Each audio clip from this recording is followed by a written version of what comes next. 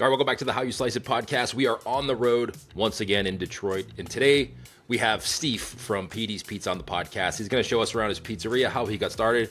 Great story about a setback he had in the beginning of his business and how he kind of turned that all around, and as well as how he took over an existing pizzeria that's been around for a long, long time and kept the quality in service that has been known in that community, and why it's important to be part of the community. All that and more on this episode of How You Slice It. All right, Steve, welcome to the podcast. Thanks so much for joining me. Thanks, man. Thanks for having me, Bruce. I'm excited to talk to you. I was looking at your Instagram. Your pizzas look great, by the way, but tell everybody who's listening where you're from and what you do. Originally born in Iraq, moved to Michigan with the fam in Detroit back in the 90s. Grew up on great Detroit pizza. Moved to Warren. There was a local pizzeria we all used to come to right here in Warren, right after school or during lunch. We'd come get some slices. I ended up taking that over, after high school some years. And here we are 5 years later. Petey's Pizza. That's the name of your Petey's Pizzeria. Right? Yep. So you're not named Petey. Nobody in your No. Petey, just the name. I chose the name, chose the logo. My partner and I, we were going back and forth with names, and I didn't want to hear my name all day, and I didn't like the way Stevie's Pizzeria sounded. And we were going with stuff that wasn't even like related to us, had nothing to do with us really. We were trying to figure out names that really just didn't sit well with me. And then I just thought about it. I was like, Petey's Pizzeria. Yeah. I love the name. I could see the logo. I could see everything, and it just took off. And everybody loves the name now, and I love it too. It's nice and clean. Yeah, and that's man, it was so easy once I got the name. Where did you learn how to make pizza? So I've been cooking since I was 7, just not pizza, just everything else in between. I grew up making food. I was really close friends with an Italian kid. Still to this day we are. We would help his nonna make sauce in the spring, in the summertime. We would help her make the sauce. She would, treat us to spaghetti after. Everything was just so amazing and simple. I worked at a few pizzerias, growing up and in my 20s. After doing that for so long, it was kind of like everything fell into place. The Salvatore's Pizzeria that was here for 30, 40 years, they sold and it went out of business. They didn't go out of business personally. The people they sold to went out of business almost immediately. Wow. So this place was just up for lease, and we came in. The place looked just run down. They tried to remodel and have dine-in seating, but they just really half-assed everything. So we came in, did a whole revamp on the building, from the plumbing to the wiring to the lights, everything. And that was a big mistake on my part because I don't own the building, right?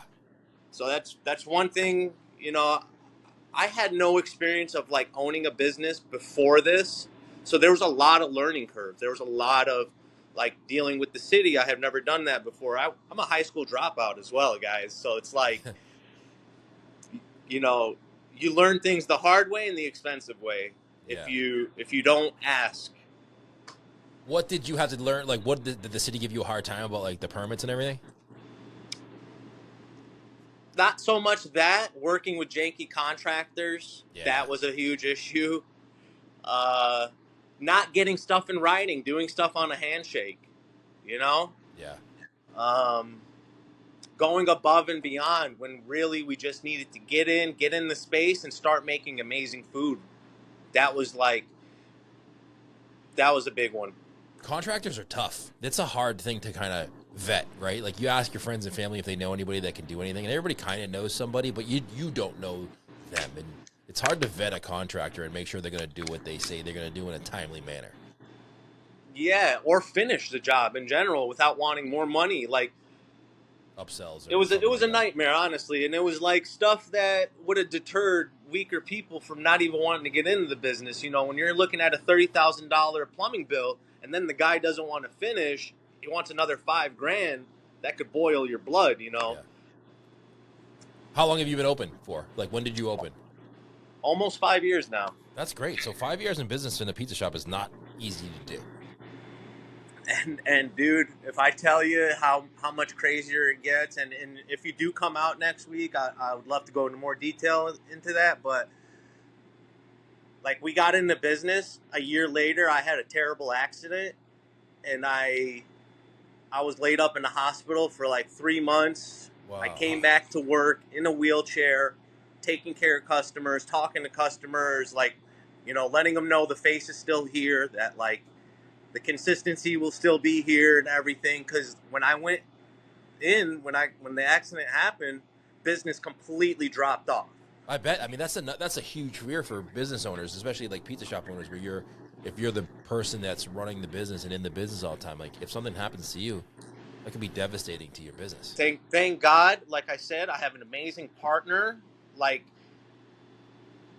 he held it down as best as he could without having any experience as well. Like, again, we both high school dropouts. Both of us grew up in Metro Detroit, Warren area. Like, it's a miracle. It's a miracle that, you know, we kept it afloat the first 2 years, especially with the economy, the inflation, food price, right? Everything. Wait, so you opened in 2019? I'm sorry? Did you open in 2019? No, 2020. We came and looked at the space, and then we started remodeling. Like midway through 2020, going into 21, we opened. Oh, okay, so that was like not a great time to open a business already. No. I mean, price of chicken was high. Everything was ridiculous. Cheese was high. Everything. So how's the business going for you now? Amazing. Is it really? What turned it around? Yeah. So persistence.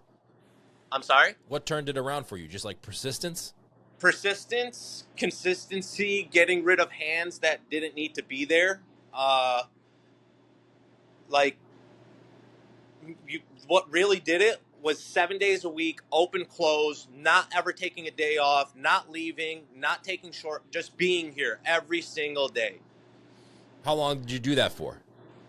I'm still doing it now. So you're still there 7 days a week? Yeah. And this is after a hip replacement, you know, this is after, like, a lot. So is that something that you feel like you have to do, or is it the business, like you just haven't Right now, I feel like that's something I have to do, because right now, another thing that hindered us is POS systems and the bullshit with menu building and online ordering and these third-party companies that don't give a shit about our customer or us. Like, plain and simple, we switched to Slice. Yeah. Unbelievable change as well. That's great. I'm glad to hear that. Like that'd be literally awkward if you said it sucked. No, dude. Literally, like, I swear, I swear by this company. I swear by their customer service. Also, they will tell you themselves, we got them when we first opened as like a menu, like option, online ordering option to go through. Yeah. Dude, terrible experience in the beginning. Like, they would call me for months wanting to get me back as a customer. I'd be like, hell, I'd be like, you're very nice. I was like, I love what you guys are trying to do, but it failed with us. We don't want anything to do with Slice. I'm serious. Like, out of nowhere, one of their reps walks in, doesn't know about the history, doesn't know about anything, just tries to, like, explain it to me. And they're, like, letting me know what they do now. And I took a chance, and thank God it got me away from Toast POS systems and not anything that's, like, tailored for pizza. Guys, thank you so much. You can just leave it right there, man. If it's any garbage or anything, I'll take care of it. Yeah. I'll take care of it. Anytime, guys. I love that. I'm glad you said that, because so that's kind of why I haven't been with Slice too long, to be honest with you. I've known Alir from Slice for 10 years. So when I started the podcast, my original podcast, he was a guest on my podcast, and I was talking to him, and then I heard some stories from people, but then they made this shift to be like, all right, there's nothing out there that helps pizzerias with everything, right? Like a point of sale system, online ordering, phones, all that stuff. That's what they do now. And we want to cater to pizza shop owners. Like we really want to help owners run better pizza shops. And I'm like, that aligns with what I do perfectly. So I joined Slice, and that's like why we're doing these podcasts now and going to these cities and showcasing owners and trying to create helpful content that just helps you as the pizza owner run a better pizzeria to get, like, you don't want to be there 7 days a week. If there's something that we can do to help you not have to do that, then that's our goal. Trust me, and I know there'll be a day and time where that comes, but I'm okay with doing it right now. I enjoy it. I love making pizzas. I love talking to my customers. I love them seeing me. I love meeting new customers and then like letting them know that this is going to be the best pizza of their life. And then like, I don't even have to say it, but they know it. They feel it. Yeah. That's cool. So, like if you like doing, that's the point of life, is to find out what you could do every single day you're awake and enjoy it. And like not feel like, oh man, I need a day off, or I wish I didn't have to be here today. Like that's the goal of life, is to be able to find what you can do for the rest of your life that you like and look forward to. I swear, Bruce, it makes it that much easier for me to do the stuff that nobody wants to do. Like, whatever I have to deal with, whatever I have to do, because I love the cooking aspect of it. Everything else is just like, it's just easy for me. What kind of pizza do you guys serve there? Huh? What kind of pizza do you guys serve there? Is it round, New York, Detroit? It's a mix of everything. I do Neapolitan style rounds. I do margarita thin crust. I do deep dish round. I do a deep dish square. Pan style is what they call the round, you know. Okay. But it's deep. It's beautiful. I love it. Why so many options? Is it just because you like to do all those?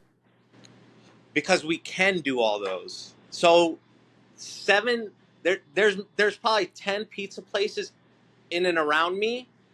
We're the only ones that can do a hand tossed thin crust or a hand tossed round. Like it's getting to be to where the corporate pizzerias can only make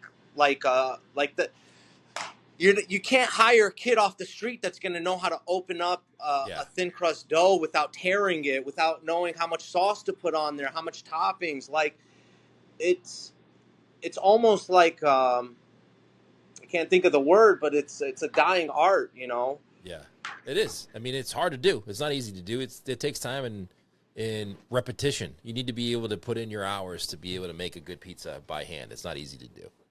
No, it's not. So we offer those because it also offers the customer a different way of eating our pizza and experiencing us. If they've ate my round for the first 2 years, hey, I'm making these pan rounds now. They're deep dish. They're thick all the way through. Give it a try. You're going to love it. We don't oil our square pans like everybody else, so we get a dry crust on that. It's a not a greasy like slice of pizza at all, and so many people love that about us. So, but we knew we had to offer a butter style square. Yeah. So we do. Okay. I was just on your Instagram as you're talking, and your square pizza doesn't look like your traditional Detroit style pizza. It looks more like a grandma style pizza almost. A little bit in between. Yeah. I would say. And like I said, man, it's my hometown. It's easy for me. I got my middle school principal's wife was here yesterday. His kid comes in all the time. My coaches come in. Like I'm not feeding strangers either. I'm feeding like people I grew up with. Right. When you opened that place, it was a former pizza shop. Did it have an oven, a mixer, all of that stuff already in there? The only thing I kept was the Baker's Pride double deck oven and the mixer. Everything else was 30 years old. Like, you know, just even the state of the building, 30, 40 years old, has not been touched. There was miles of wire. There was like, it was all bad. How did you? So you had to kind of come up. How did you guys come up with the money to get all that stuff? Hard work, man. Literally, hard work. We had some money saved up, and the rest was cards. Wow. So you open it like that, and then I mean, I guess that's you got to do what you got to do. Yeah, I mean, one thing about me and my partner, and it's crazy. I swear, he's probably 10 years older than me, but we've literally almost lived the exact same life. Like he grew up going to the same middle school, elementary school, high school. He was the only Middle Easterner guy around, like at the time. Like same thing, kind of for me. There might have been a few more, but like I hung out with everybody. I talked to everybody. I did everything. So it was like, but we both didn't graduate high school. So we both knew at 18, he said the same thing. It's unfortunately enough, his father passed away when he was in high school. So he had to step up big there. He had two younger brothers, a younger sister. He stepped up and started working his ass off. Me, it was 2008 when I got out of high school. Recession had just hit. I was scared shitless, but I was working two jobs at a time, and I had always been that way because I was behind everybody else. Wow, that's a great story. I mean, sad, but great story. I mean, it's good that it worked out for you. There's a lot of people who have that kind of similar story to you, but they didn't work out for. They kind of went the wrong direction. Yeah, with his father passing away, and like me, I didn't grow up with a father, so it's like you don't get all those tips the other guys did. Yeah. Like seriously, it's like you get a little bit more of an edge when a man has went through the hardships of life. Otherwise, you got to learn that shit on your own. Yeah. So if you've never owned a business before, I'm assuming you didn't own a business before this one. Like, how did you know how to price your products or like where to get the stuff from? Like, how did you figure all that out? Just research? So that's a really good question, Bruce. I swear. Like before we even opened up, we wanted to provide.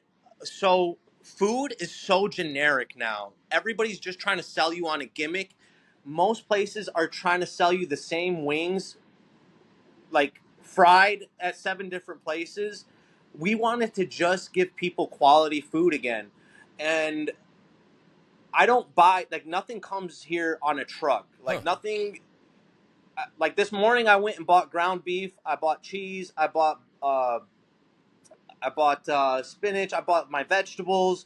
Like, I go to an Italian grocery store that the old man Salvatore that owned this place, that started Salvatore's, he came here. He heard I took over, and he came here when I first opened and gave me some pointers. I asked him where he shopped. So I go there. Still to this day. I used to like take Tuesdays for myself. Yeah. I stopped doing that. So Tuesdays are like people are just finding out that we're open again. Okay. So like I'm usually here by myself on a Tuesday. So you're there and like you kind of soft open, like you're there and like I'm here anyway. I might as well just open, and if people come in, they come in. I'm sorry, say that one more time. So you're like there anyway, and you're thinking to yourself, I'm here. I might as well just open the door, and if people come in, they come in. Yeah. Exactly. No, the door's open. They can come in and go as they please, but is there a dining room there, or is it just takeout or delivery? Yeah. There's a dining. Can I flip my camera on this? Yeah, I'm pretty sure you can. Sorry.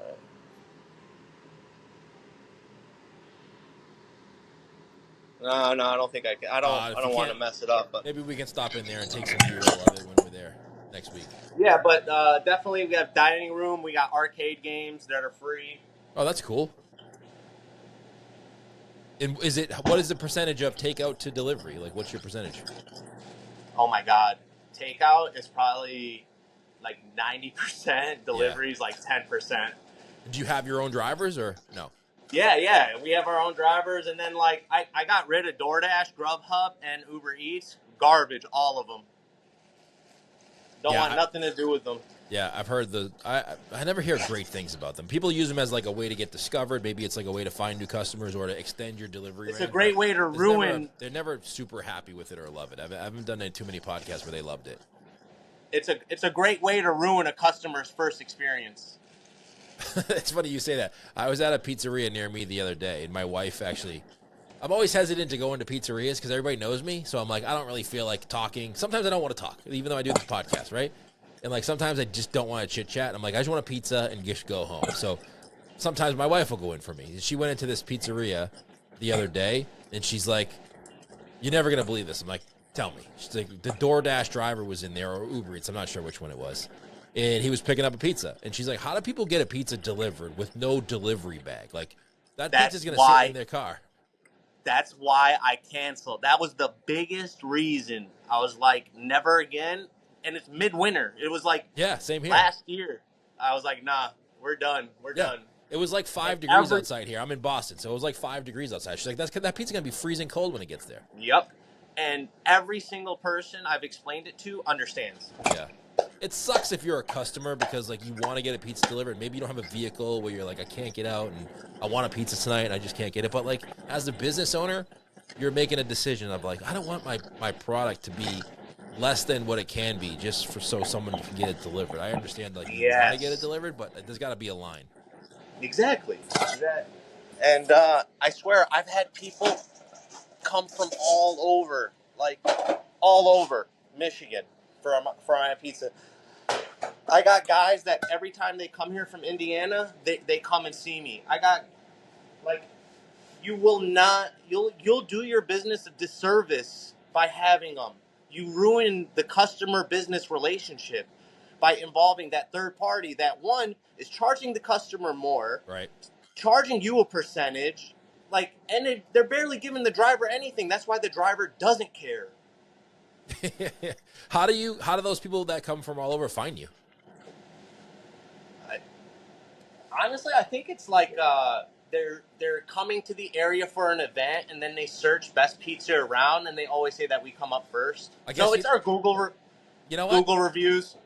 It's kind of how I found you.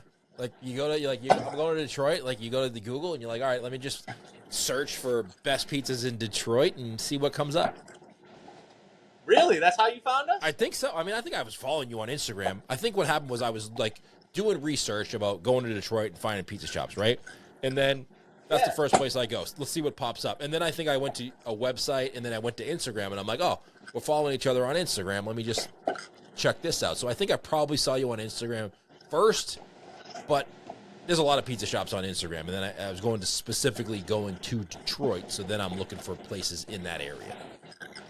So right now, like, I see that there was a big like gold rush to pizza in Michigan, like in the last couple of years. It was like, oh my God, pizza is popular in Michigan, Detroit style, and like you saw a lot of people open up and try their hand at it. Some did good, some did great, some fizzled out. We didn't even like. We just saw that our old pizzeria closed down, and we're like, we should open back up to be a pizzeria again. That was literally it. And you just wanted to serve good pizza? Huh? And you just wanted to serve good pizza. It wasn't like a style we just wanted to serve good pizza like back in the day. Yeah.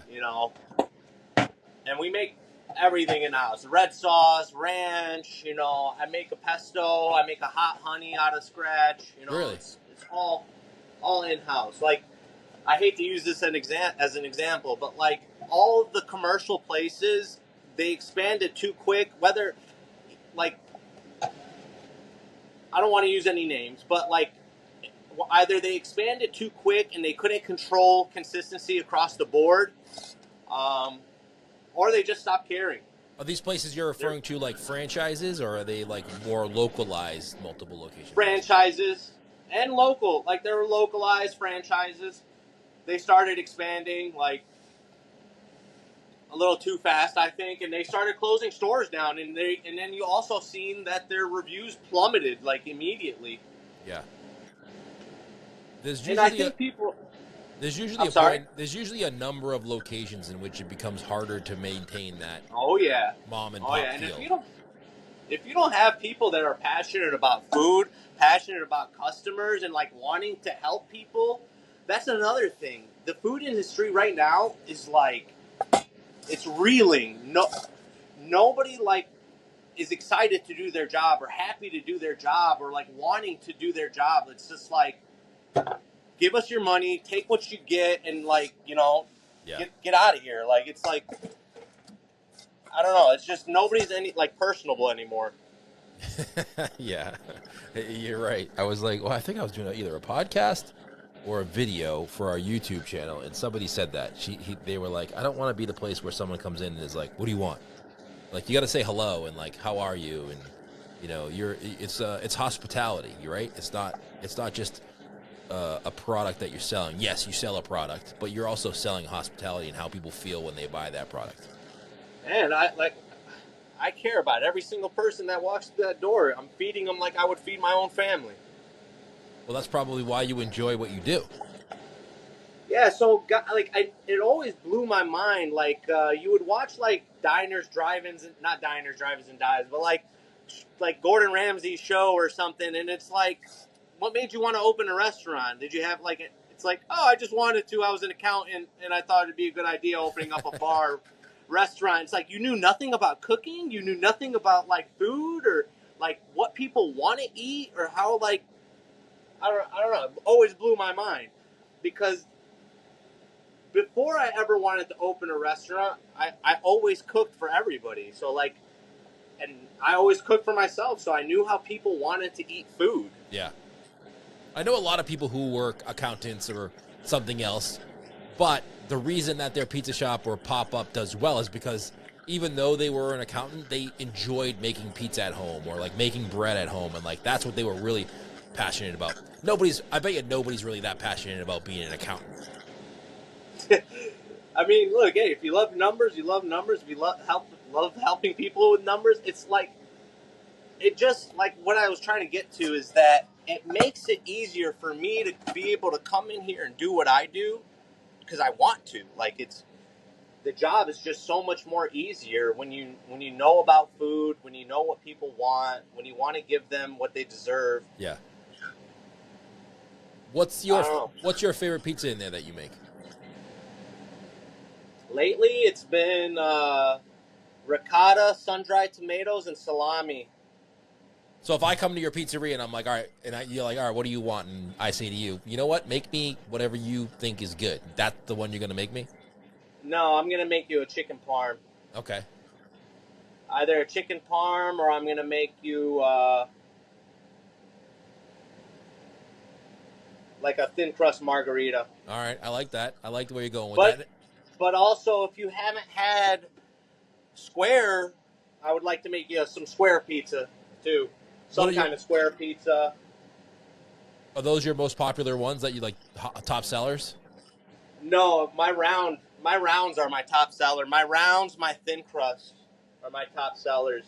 The stuff they can go to every pizzeria now and get, like, okay, because Detroit style pizza blew up. Yeah, like the way it did. Everybody's like hyper focused on square pizza right now, that they're not giving any attention to the rounds, and people love our rounds. I'd say it's like a 30-70 percentage, like 70% rounds, 30% squares here. That's interesting. That's really good.